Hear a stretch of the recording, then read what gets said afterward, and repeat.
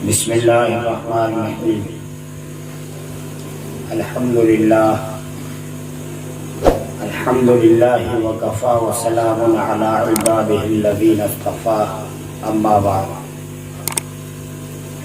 واجب الاحترام بزرگوں اور دینی بھائیوں، کل آپ کے سامنے اہل سنت والجماعت کا مختصر تعارف کرایا۔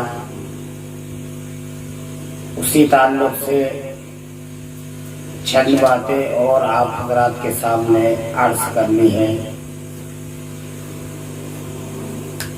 اللہ کا احسان ہے کہ ہم اہل سنت والجماعت حنفی دیوبندی ہیں۔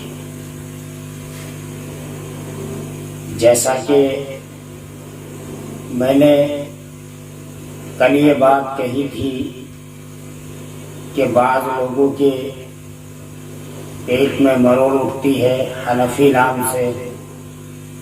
اہل سنت ٹھیک ہے، والجماعت ٹھیک ہے، لیکن جہاں اپنے آپ کو حنفی کہا بعض لوگوں کو پریشانی ہونے لگتی ہے، اور خصوصاً جب ہم نے اپنے آپ کو دیوبندی کہا تو پھر اور زیادہ پریشانی ہونے لگتی ہے۔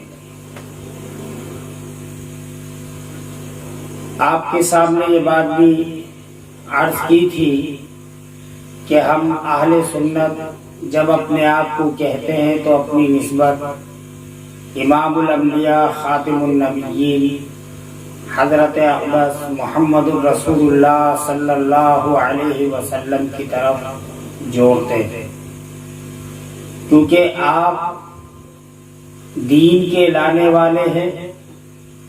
اور جب والجماعت کہتے ہیں تو اپنی نسبت اہل بیت اور صحابہ کرام کی طرف جوڑتے ہیں، کیونکہ آپ دین کے پھیلانے والے ہیں۔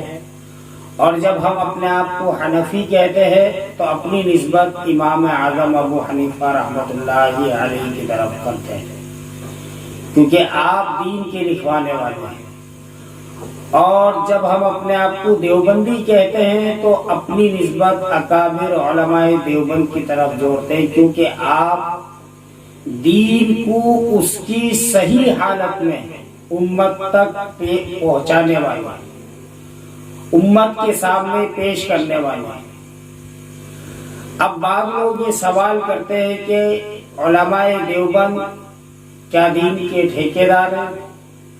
تو آج تک کسی بھی دیوبندی عالم نے یہ دعویٰ نہیں کیا کہ ہم یا ہمارے اکابر ہمارے علماء دین کے ٹھیکیدار ہیں، بلکہ سچی بات یہ ہے کہ علماء دیوبند دین کے چوکیدار ہیں۔ دنیا میں ایک ایسا طبقہ جس نے دین کے اندر کمی کرنے کی کوشش کی، اس کی کوشش کو ناکام کرنے والے علماء دیوبند، اور ایک ایسا طبقہ جس نے دین کے اندر اضافہ کرنے کی کوشش کی، ان کی کوشش کو ناکام کرنے والے بھی علماء دیوبند۔ تو علماء دیوبند دین کے ٹھیکیدار نہیں، دین کے چوکیدار ہیں۔ دین کے ٹھیکیدار نہیں، دین کے چوکیدار ہیں۔ اگر کوئی اضافہ کرنے کی کوشش کرے گا وہ بھی انشاءاللہ کامیاب نہیں ہوگا، اور اگر کوئی کمی کرنے کی کوشش کرے گا وہ بھی کامیاب نہیں ہوگا۔ اب دوسرا الزام کہ اکابر علماء دیوبند یعنی دیوبندی یہ آخر آئے کب سے ہے دنیا میں؟ دین اسلام 1450 سال سے تقریباً چلا آ رہا، اور دیوبندی یا اپنے آپ کو دیوبندی کہنے والے یہ تو ابھی 150 پونے 200 سال کی پیداوار، ایسا نہیں ہے۔ کیونکہ اکابر علماء دیوبند نے نہ تو کوئی دین نیا بنا کر پیش کیا، نہ دین کے اندر کمی کر کے پیش کیا، بلکہ وہی دین جو اللہ کے نبی علیہ السلام لے کر آئے اور حضرات صحابہ کرام نے دنیا میں پھیلایا، اور امام اعظم ابو حنیفہ رحمۃ اللہ علیہ نے لکھوایا، اسی دین کی حفاظت موجودہ دور میں اکابر علماء دیوبند نے کی اور کر رہے ہیں، اور انشاءاللہ آگے بھی کرتے رہیں گے۔ ہمارے بھی بعض لوگ یا تو جانتے ہی نہیں کہ آخر دیوبندی ہے کیا، دیوبندیت ہے کیا چیز، اور جو لوگ جانتے ہیں تو وہ اپنے آپ کو دیوبندی کہنے میں جھجک محسوس کرتے ہیں۔ لوگ کیا کہیں گے، لوگ باتیں کریں گے، جبکہ دیوبندی کو چاہیے کہ وہ فخر کے ساتھ اللہ کا شکر ادا کرتے ہوئے کہے اس بات کو کہ میں اہل سنت والجماعت حنفی دیوبندی۔ کسی نے سوال کیا حضرت مولانا پیر ذوالفقار صاحب نقشبندی دامت برکاتہم سے کہ حضرت دیوبندیت میں ایک نیا فرقہ بن گیا، لوگوں نے اپنے آپ کو دیوبندی کہنا شروع کر دیا۔ اب سے 150 سال پونے 200 سال پہلے اس کا کوئی وجود ہی نہیں تھا۔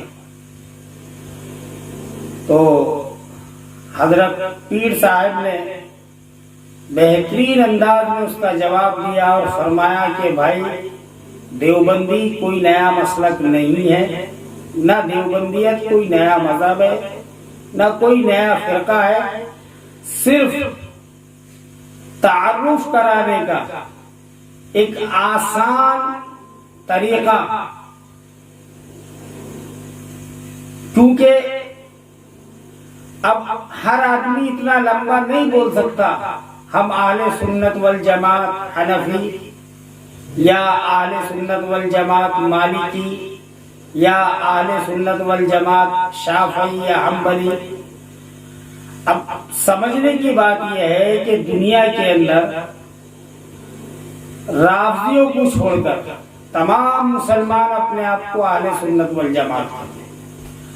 اب اہل سنت والجماعت میں پھر 4 مذہب ہیں، حنفی، مالکی، شافعی، حنبلی، اور وہ چاروں کے چاروں برحق ہیں۔ اگر آپ اپنا تعارف اس انداز میں کرانے لگے کہ بھائی میں اہل سنت والجماعت ہوں، تو لوگ آپ سے پھر ایک سوال اور کریں گے، بھائی آپ اہل سنت والجماعت ہیں تو کون سے اہل سنت والجماعت ہیں؟ پھر آپ کو کہنا پڑے گا جی میں اہل سنت والجماعت حنفی ہوں۔ تو بدقسمتی سے ایک دنیا میں فرقہ وجود میں آیا جسے عام طور سے لوگ بریلوی بولتے ہیں، جبکہ بریلوی نہیں بلکہ رضا خانی ان کو بولنا چاہیے۔ وہ بھی اپنے آپ کو اہل سنت والجماعت کہتے ہیں اور وہ بھی اپنے آپ کو حنفی کہتے ہیں۔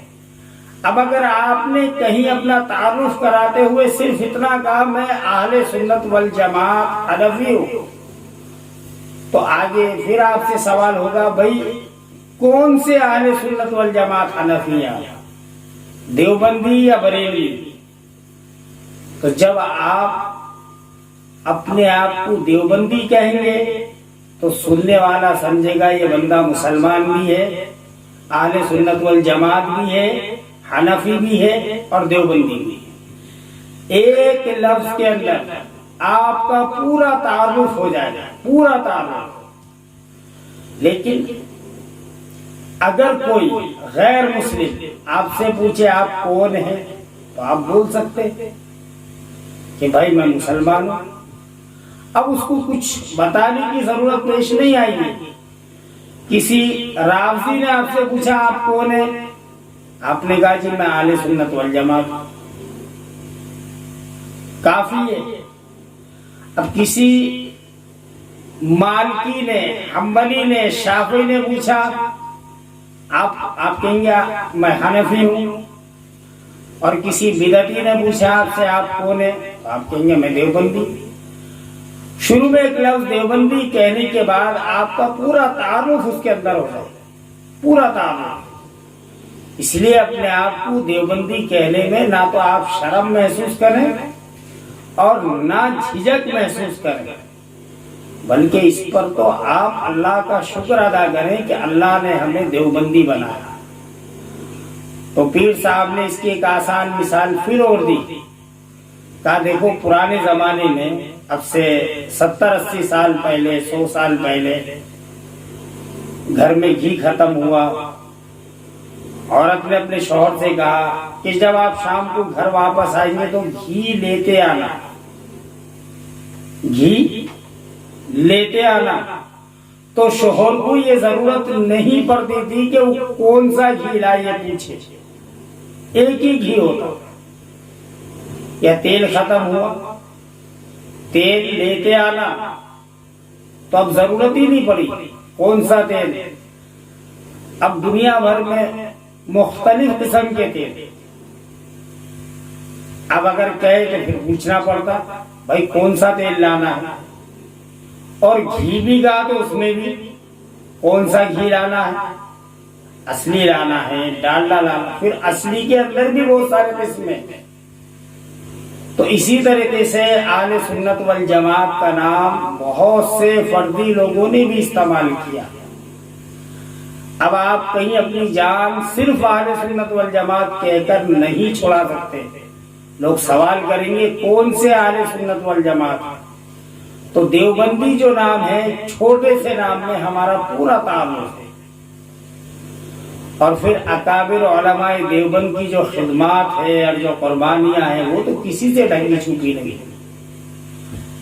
جب بھی باطل نے سر اٹھایا اس کے مقابلے کے لیے اکابر علماء دیوبند سامنے آیا، اور آج بھی الحمدللہ دنیا میں جتنے بھی باطل سر اٹھا رہے ان کا مقابلہ اکابر علماء دیوبند کسی نہ کسی شکل میں کر رہے ہیں۔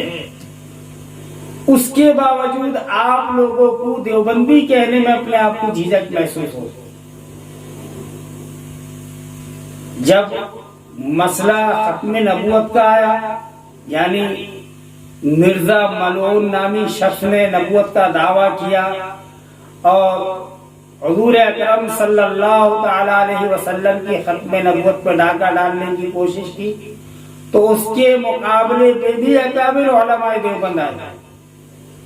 اور آج بھی اس دور کے اندر بھی اگر ان کو کوئی جواب دیا جا رہا ہے تو وہ اکابر علماء دیوبند کی طرف سے دیا جائے۔